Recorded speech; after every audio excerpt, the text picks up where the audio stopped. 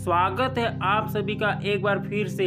महाभारत के अनुसार द्रौपदी राजा द्रुपद की बेटी और पांडवों की पत्नी थी। कौरवों द्वारा आयोजित किए गए जुए के खेल में द्रौपदी को दांव पर लगाया गया। पांडव दांव पे हार गए और उसके बाद दुशासन ने उसे भरी सभा में अपमानित किया। द्रौपदी के चरित्र के ये वो पहलू है जिनके बारे में अधिकांश लोग जानते हैं, लेकिन बहुत कम लोग जानते हैं कि द्रौपदी का किरदार बहुत आदर्श है। महाभारत के अनुसार द्रौपदी सुंदर होने के साथ ही बहुत बुद्धिमान स्त्री रही होगी। जब भी पांडव कमजोर पड़े या उन्हें कोई निर्णय लेने में संकोच हुआ, तब द्रौपदी ने हमेशा एक पत्नी का कर्तव्य निभाया। वह यह भी जानती थी कि उसे कब, कितना और कहां बोलना है। महाभारत में द्रौपदी के चीरहरण की कहानी तो आप सभी जानते ही हैं। द्रौपदी 5 पांडव की पत्नी थी, यदि आप जानते ही होंगे, लेकिन सोचने वाली बात यह है कि द्रौपदी 5 पांडव से प्रेम कैसे करती थी। क्या पांडव पांचों के बीच द्रौपदी को लेकर कोई नियम था? इन सभी सवालों के जवाब जानेंगे हम आज के इस वीडियो में, तो हमारे चैनल को सब्सक्राइब जरूर कर दीजिएगा। यह बात उस समय की है जब राष्ट्र की आज्ञा से इंद्रप्रस्थ में राज्य पाकर पांडु धर्मराज युधिष्ठिर अपने भाइयों और द्रौपदी के साथ सुख पूर्वक रहने लगे थे। पांडवों की सेवा भाव में इंद्रप्रस्थ की प्रजा भी काफी प्रसन्नता पूर्वक अपना जीवन यापन कर रही थी। पर एक दिन अचानक जब सभी पांडव भाई राज्यसभा में बैठे थे, उस वक्त बाहर नारद मुनि आते हैं। देव ऋषि नारद को अपने सामने देखकर धर्मराज युधिष्ठिर सहित सभी पांडव भाई खड़े होकर हाथ जोड़कर उन्हें नमस्कार करते हैं और उन्हें अपना आसन बैठने के दिए जाते हैं। नारद मुनि के आसन पर बैठने के बाद सभी पांडव भाई अपनी पूरी श्रद्धा से उनका आदर सत्कार करते हैं।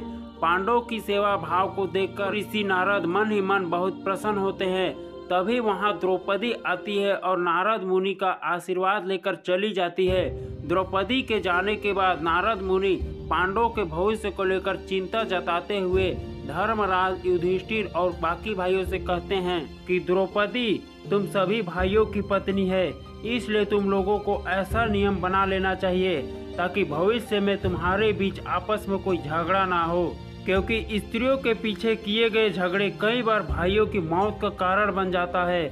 नारद मुनि की बातें सुनकर पांचों भाई सन्न रह गए और थोड़ा रुककर धर्मराज युधिष्ठिर नारद मुनि से कहते हैं, प्रभु हम पांचों भाइयों में से आज तक कभी द्रौपदी को लेकर कोई मन मुटाव नहीं हुआ और मुझे पूरी उम्मीद है कि भविष्य में भी हमारे बीच कभी ऐसा कुछ नहीं होगा, इसलिए शायद हमें ऐसा कोई नियम बनाने की जरूरत नहीं है। तब नारद मुनि युधिष्ठिर को समझाते हैं और कहते हैं कि मैं जानता हूँ कि तुम पांचों भाइयों में बहुत प्रेम है और इसमें कोई संदेह नहीं। जितना तुम भाइयों में प्रेम है उतना प्रेम तीनों लोकों में अन्य किसी भाइयों में नहीं, लेकिन नियमित रूप से कोई नहीं जानता कि इसलिए ऐसा कब क्या जरूरत आन पड़े और तुम्हारे भी द्रौपदी को लेकर विवाद हो जाए, यह कोई नहीं जानता। इसलिए मैं एक कथा सुनाता हूँ। इस कथा को सुनने के बाद तुम खुद निश्चय कर लेना कि क्या तुम्हें ऐसा कोई नियम बनाना चाहिए या नहीं। इसके बाद देव ऋषि नारद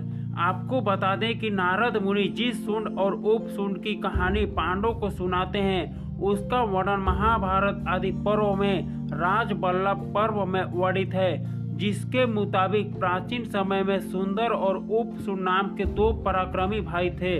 दोनों के बीच बहुत ही ज्यादा प्रेम था। उनकी मति सदा एक ही रहती थी। दोनों को देखकर ऐसा लगता था कि वह दोनों एक दूसरे के बगैर अधूरे हैं। एक दिन दोनों के मन में तीनों लोकों को जीतने की इच्छा हुई। इसके बाद वह दोनों भगवान ब्रह्मा की कठोर तपस्या करने लगे।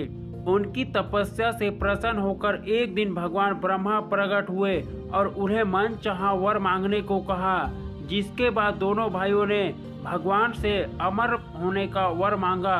तब ब्रह्मा जी ने उन्हें कहा कि यह अधिकार तो सिर्फ देवताओं को है, कुछ और मांगो। जब दोनों भाइयों ने बहुत चालाकी से भगवान ब्रह्मा से कहा कि हम दोनों को एक हैं, ऐसा वर दीजिए कि हम सिर्फ एक दूसरे के द्वारा ही मारे जाएं और तीनों लोकों में किसी में इतना बल न हो कि वह हमें मार सके। तब भगवान ब्रह्मा कहते हैं अपने कहे मुताबिक दोनों को यह वरदान देते हैं। वरदान मिलने के बाद दोनों भाई तीनों लोकों में हाहाकार मचा देते हैं। उन दोनों दैत्य भाइयों ने इंद्रलोक पर भी अपना अधिकार जमा लिया, जिसकी वजह से परेशान होकर सभी देवी देवता ब्रह्मा जी के पास गए। तब ब्रह्मा जी ने उनका वध करने के लिए भगवान विश्वकर्मा को बुलाया। भगवान विश्वकर्मा के आने पर ब्रह्मा जी ने उन्हें एक ऐसी सुंदर स्त्री रचना करने को कहा जिससे देखकर हर प्राणी मोहित हो जाए। तब भगवान विश्वकर्मा ने अपने ब्रह्मा जी के कहने पर एक दिव्य सुंदरी को बनाया। उस सुंदरी के शरीर के अंग सोने की भांति चमक रहे थे। उसमें लंबे बाल, नयन, नक्श किसी को भी मोहित कर सकते थे। भगवान ब्रह्मा ने उस सुंदरी को त्रिलोचना नाम दिया और उससे कहा, देवी तुम्हारी रचना शुंड और उपशुंड भाइयों के वध के लिए की गई है। तुम्हें उनके पास जाकर अपने रूप से उन्हें मोहित करना है। तुम्हें देखने के बाद उन्हें कोई और दिखाई नहीं दे। तुम्हें ऐसा प्रयत्न करना है। अब तिलोत्तमा भगवान ब्रह्मा से विदा लेकर अपना कार्य पूरा करने के लिए निकल पड़े। इधर शुंड और उपशुंड दोनों भाई एक पर्वत पर बैठकर आपस में बात कर रहे थे। तभी उस पर्वत पर पहुंचकर तिलोत्तमा कनेर के फूल तोड़ते हुए उनकी तरफ बढ़ने लगी।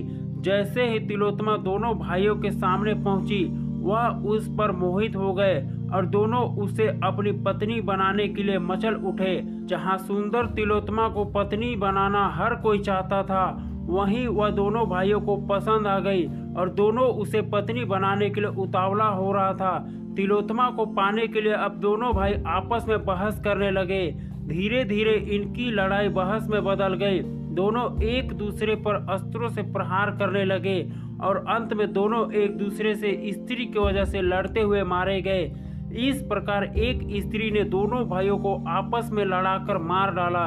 अब नारद मुनि जी युधिष्ठिर से कहते हैं, प्रिय युधिष्ठिर, आप 5 भाई हैं और रानी द्रौपदी आप 5 भाइयों की पत्नी है। ऐसे में यह संभव है कि एक स्त्री आप भाइयों में युद्ध करा सकती है। इसलिए तो मैं आपको यही सलाह दूंगा कि आप लोग रानी द्रौपदी के साथ रहने का नियम बांध ले। जो इस नियम का उल्लंघन करे उसे 12 वर्ष का वनवास दंड स्वरूप दे, जिससे आप भाइयों में से एक स्त्री की वजह से कभी लड़ाई नहीं होगी। इतना कहने के बाद नारद जी वहां से चले गए।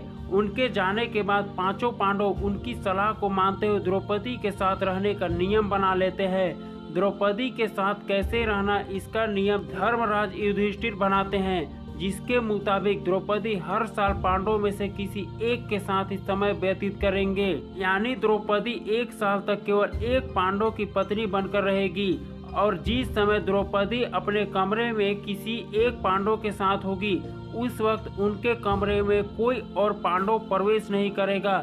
यदि कोई पांडव गलती से भी इस नियम को तोड़ता है तो उसे सजा के तौर पर 12 वर्ष के लिए वन में जाकर ब्रह्मचर्य का पालन करते हुए बिताना होगा।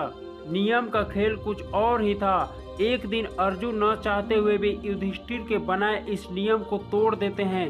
दरअसल एक दिन की बात है, कुछ लुटेरों ने किसी ब्राह्मण की गाय लूट ली और उसे लेकर भागने लगे। वह ब्राह्मण दुखी होकर पांडवों के महल की तरफ भागते हुए जाता है। उस वक्त महल के बाहर अर्जुन टहल रहे थे। अर्जुन को देखकर ब्राह्मण रोते हुए कहने लगता है कि हे पांडव, तुम्हारे राज्य में मेरी गाय छीन ली गई है। अगर तुम अपने राज्य की रक्षा सही तरीके से नहीं कर सकते तो तुमने संत पापी हो। ब्राह्मण की बात सुनकर अर्जुन उसकी मदद करने का फैसला करते हैं, लेकिन अर्जुन के सामने एक समस्या थी। जिस कमरे में राजा युधिष्ठिर द्रौपदी के साथ बैठे हुए थे, उसी कमरे में अर्जुन के अस्त्र शस्त्र रखे हुए थे। अर्जुन आप सोच में पड़ जाते हैं कि वह युधिष्ठिर द्वारा बनाए हुए नियम का पालन करे या फिर ब्राह्मण की मदद करे। अंत में अर्जुन फैसला लेते हैं कि उन्हें ब्राह्मण की मदद करनी चाहिए, तो चाहे उसके लिए उन्हें प्रायश्चित ही क्यों न करना पड़े। इसके बाद अर्जुन बिना समय गंवाए सीधे द्रौपदी के कमरे में प्रवेश कर गए और फिर युधिष्ठिर से अनुमति लेकर धनुष बाण उठाया और ब्राह्मण की मदद के लिए निकल पड़े। अर्जुन ने जाकर अपने धनुष और बाण से लुटेरों को मार गिराया और गायों को वापस ब्राह्मण के पास लेकर आए। ब्राह्मण ने उसे ढेर सारा आशीर्वाद दिया और वहां से अपने गांव को लेकर चला गया।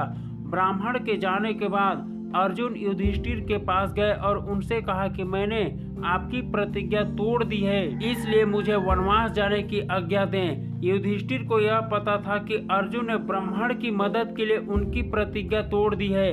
उन्होंने अर्जुन से कहा, तुम मुझसे छोटे हो और छोटे भाई यदि अपनी स्त्री के साथ एकांत में बैठा हो तो बड़े भाई के द्वारा उनका एकांत भंग करना अपराध है, लेकिन जब छोटा भाई यदि बड़े भाई का एकांत भंग करे तो वह शर्मा का पात्र है। इस पर अर्जुन युधिष्ठिर से कहा कि आप ही कहते हैं धर्म पालन में किसी भी प्रकार की धोखाधड़ी नहीं करनी चाहिए, इसलिए आपसे मुझे वनवास जाने की आज्ञा दे। अर्जुन की बात सुनकर युधिष्ठिर अर्जुन को वनवास जाने की आज्ञा दे देते हैं, जिसके बाद अर्जुन वनवास जाने को निकल पड़े। तो उम्मीद है कि आप इसे समझ गए होंगे कि द्रौपदी कैसे अपने पांचों पांडवों के साथ रहती थी। तो इस तरह से थी पांचों पांडवों के साथ द्रौपदी की कहानी। तो वीडियो को लाइक करें और चैनल को सब्सक्राइब करना ना भूलें।